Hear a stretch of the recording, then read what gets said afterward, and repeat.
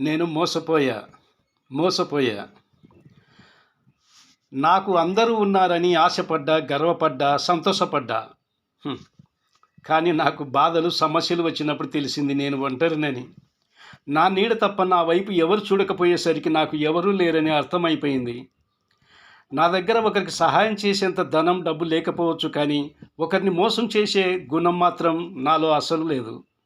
గొప్పలకు పోయి, పొగడ్తలకు పోయి డబ్బైతే కొంత వృధా చేసుకున్నాను. ఈరోజు ఏమిటో నాకు అర్థమైపోయింది. ఎవడికి ఎవడు మన తన. తోడబుట్టినోడు తోడుండలేదు, నమ్ముకున్నోడు సాయం చేయలేదు. ఎవడి స్వార్థం వాడిని ఆలోచించుకున్నాడు.